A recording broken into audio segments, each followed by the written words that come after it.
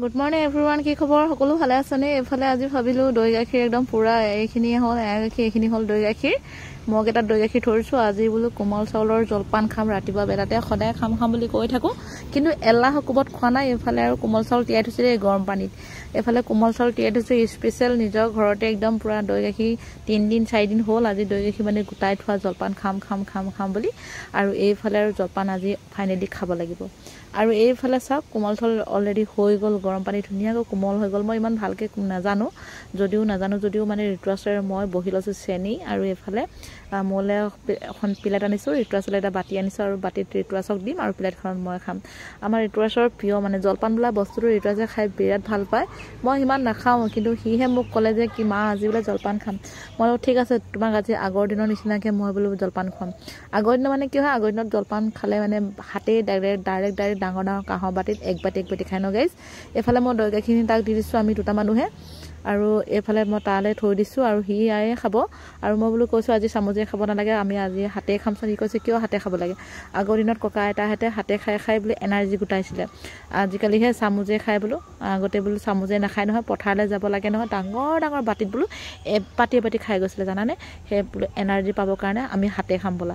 সেই বুলি কৈ দুইটাই পাতি লৈছোঁ। ইও তাৰপাছত মানি লৈছে আৰু কথাটো, মানে চেনিখিনি দি লৈছোঁ। আৰু মানে কি হ'ল, কালি মই গাখীৰখিনি দি দিলোঁ লগত, সেইটো কাৰণে ইমান দৈ লগা নাই দেখাত, কিন্তু একদম ডাইৰেক্ট দৈ হয়। এয়া চাওক, এতিয়া আমি একদম দুইটাই আৰম্ভ কৰিছোঁ আৰু খাবলৈ দেই। আৰু আমাৰ মানুহ বুলি ক'বলৈ আমি দুটাই প্ৰাণী।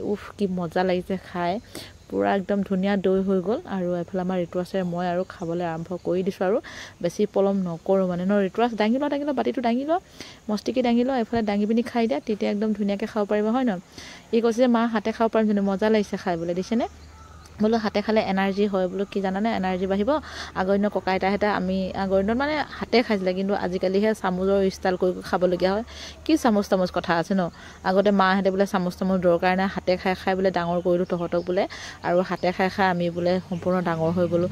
হাতে খালে ভাল বোলে, চামুচে খাব নালাগে। ময়ো আজি একদম হাতে মাৰি দিছোঁ আৰু দেই, বোলে নাভাবিব যে চামুচ নাই বুলি। তাৰপাছত সেয়া হৈ গ'ল। এতিয়া দুপৰীয়া সাজৰ কথা ক'ম। এইফালে দুপৰীয়া হৈ গ'ল, দুপৰীয়া সাজ চাওকচোন কি ধুনীয়াকৈ বাঢ়ি লৈছোঁ। ঋতুৰাজে মই এইফালে টেঙা আঞ্জা, মানে এইফালে টেঙা আৰু মাছ আৰু কেঁচা পাচলি দিছোঁ দেই।